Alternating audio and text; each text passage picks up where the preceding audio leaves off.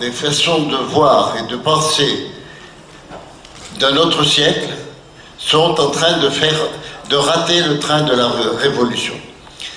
Hamann nous disait tout à l'heure, la révolution n'a pas eu de direction politique.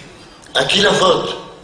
À qui la faute? La révolution aurait dû attendre que les révolutionnaires finissent de penser de leur côté pour démarrer. Si la révolution n'a pas eu si elle n'a pas eu de direction politique, c'est qu'il n'y avait aucune direction révolutionnaire dans le pays. Interrogez-vous vous-même sur votre action, sur vos idées, sur ce que vous avez fait. Pourquoi étiez-vous absent? Ça va, les Tunisiens de Sidi Bouzid étaient pires qu'en prison, ils étaient sous les balles. À tel, ils ont vécu 3 semaines atroces, tout seuls, sans aucun soutien extérieur, et ils ont tenu. Et grâce à cette résistance héroïque, la révolution est retournée à Sidi Bouzid et retournée à Kasserine. Ensuite, elle a gagné les côtes et finalement, elle a vaincu à Tunis. Non, il ne faut pas dire. Il n'y a pas de prétexte. Il n'y a pas de justification. Il y a des faits. Le fait est que la révolution tunisienne a été d'un niveau de conscience politique certainement beaucoup plus élaboré que celui de tous les partis politiques d'opposition.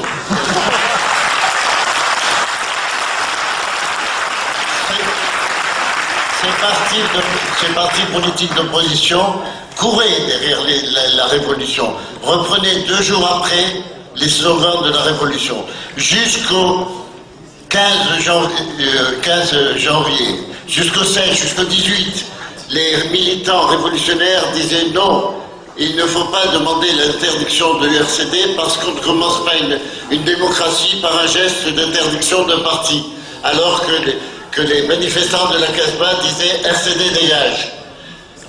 Il y a eu un fossé qui est créé entre la société civile qui a fait la révolution et la société politique.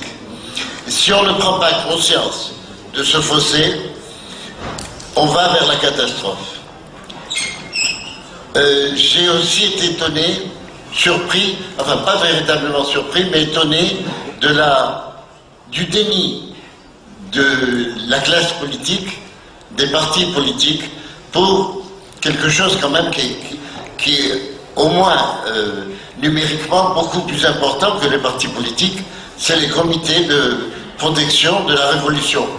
Ces comités qui existent maintenant dans 20 gouvernorats, qui se créent un peu partout, qui se créent tous les jours à des niveaux locaux, régionaux et maintenant nationaux, ces comités sont balayés d'un simple geste et on nous informe qu'ils sont les bienvenus au Conseil. Mais qui c'est ce Conseil? Quelle légitimité il a? Pourquoi les comités issus de la société civile rentreraient dans ce Conseil sans discuter, sans rien? Mais les comités qui sont issus de la société civile ne veulent pas le pouvoir politique. Il faut bien se dire ça. Notre rôle, à nous qui nous réclamons de la société civile sous toutes ses formes, ce n'est pas de conquérir le pouvoir politique. C'est de surveiller les politiques, de surveiller le pouvoir et de dénoncer chaque fois qu'il y a une déviation, chaque fois qu'il y a un recul. Messieurs les politiques, que vous soyez du front du 14 janvier ou de n'importe quel autre parti, faites votre boulot. Faites votre boulot et essayez de nous présenter des programmes. Ne croyez pas que vous pourrez nous rejouer le coup du RCD ou du FLN en Algérie avec des fronts qui vont discuter entre eux, à l'écart du public, de leur programme. Vous allez faire des petits arrangements entre vous et ensuite nous proposer des listes et des programmes communs. Nous ne voulons pas. Nous voulons...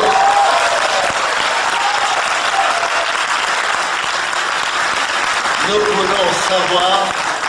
voulons savoir qui est qui, et qu'est-ce qu'il représente, et qu'est-ce qu'il veut. Et le peuple tunisien, dont la maturité n'est plus à démontrer, choisira non seulement en fonction de l'attachement déclaré à la révolution, qui est maintenant quasi général dans toute la Tunisie, mais choisira aussi en fonction du programme de chacun, en fonction de ses déclarations, de son idéologie déclarée, de ses principes. Et là, on pourra avoir des gens qui expriment des intérêts politiques différents parce que la société est différenciée. Cette société différenciée, on l'a vue tout à fait unie pendant une période très courte. Pendant la période de la montée de la Révolution, la Révolution a commencé à Sidi Bouzid, à Kasserine, etc. Et grâce à cette jeunesse extraordinaire de ces régions qui ont pris des photos, qui les ont diffusées, grâce à tous les jeunes de Facebook, ils ont gagné à cette révolution l'ensemble de la société tunisienne, qui s'est retrouvée dans la revendication de dignité, qui a reconnu dans le mépris, l'arrogance et la sauvagerie avec laquelle on traitait les premiers manifestants, qui a reconnu la façon dont on gouvernait en général et qui a refusé ça. L'élan, une fois passé, la société est redevenue société diverse, avec ses classes, avec ses intérêts différents. Maintenant, le problème est de réunir ces intérêts, de trouver le dénominateur commun, de trouver ce qui peut ramener la bourgeoisie, la petite bourgeoisie craintive de Tunis avec la révolution, de trouver ce qui peut empêcher les travailleurs qui revendiquent pour des objectifs tout à fait légitimes, mais qui se font parfois avoir par la surenchère d'anciens RCD, qui se laissent parfois entraîner par une situation, qu'ils réfléchissent à la façon de mener leur combat en accord avec le reste du peuple. Et pour cela, on voudrait bien entendre les politiques nous expliquer ce qu'ils ont à dire sur ces problèmes. Moi, ça ne m'intéresse pas qu'on vienne me dire le Mejlis ou quoi que ce soit. De toute façon, jusqu'à nouvel ordre, et tant qu'il n'y a pas de programme clair, une direction du pays ou une autre, c'est la même chose. C'est la même chose, elle décide de tout en dehors du peuple. Ce qu'il faut, ce sont des gens qui rendent compte individuellement et collectivement de leurs actes, de leurs pensées et de leurs programmes. Si vous, les gens du 14 janvier, vous savez dessiner vos contours individuels de chaque parti, vous savez expliquer ensuite qu'est-ce qu'il y a de commun et qu'est-ce qu'il y a de différent. Si, quand vous vous présentez devant le peuple, vous vous présentez en disant « Voilà, moi je suis POC, je suis nationaliste arabe, je suis ceci ou cela, mais je suis dans le fond du 14 janvier, parce que il y a ça qui est en commun et il y a ça qui est différent. » À ce moment-là, on aura confiance en vous. Sinon, vous savez ce qui va se passer. Pendant un certain temps, le chaos politique va rester, que le Mejlis soit ou non accepté par le pouvoir, parce que c'est ça qu'il a demandé, c'est au pouvoir de le nommer par décret.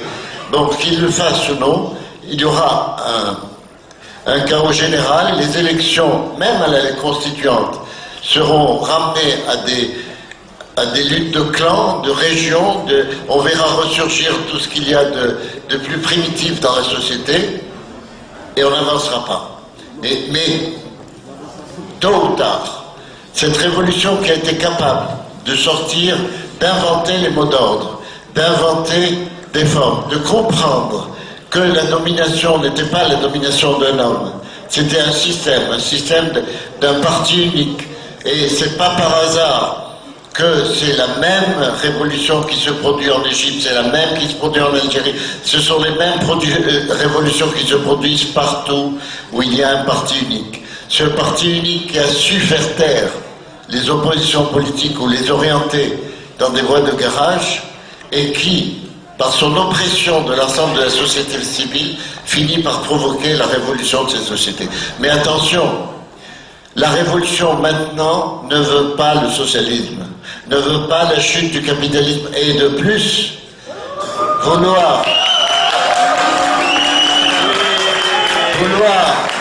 la chute du capitalisme, vouloir le communisme aujourd'hui, c'est en réalité, c'est retarder la révolution, c'est retarder la chute du capitalisme, c'est retarder.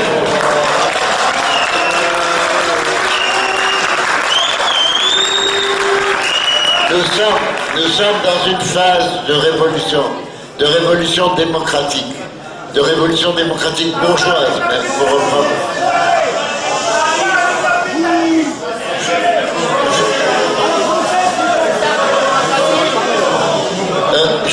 Je ne discute pas à coup de slogan. Je fais des analyses politiques. Si vous n'êtes pas capable de me suivre, allez ailleurs.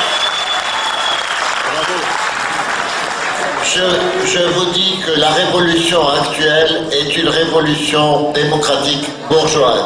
C'est une démocratie, c'est une révolution qui va libérer les forces productives de la société, qui les a déjà débarrassées des parasites qui les bloquent et qui va les diriger, qui va les débarrasser. Si on croit qu'on peut sauter la phase du développement démocratique bourgeois, ben on va tout droit dans le mur et ne vous en faites pas. Continuez à donner des mots d'ordre complètement irréalistes, ne vous en faites pas, le peuple trouvera ces dirigeants qui, eux, sauront se diriger. Une dernière chose, enfin, la vague de démocratie qui atteint la société politique ne semble pas avoir atteint tout le monde. Je peux dire des choses qui ne vous plaisent pas, mais je mourrai pour avoir le droit de le dire.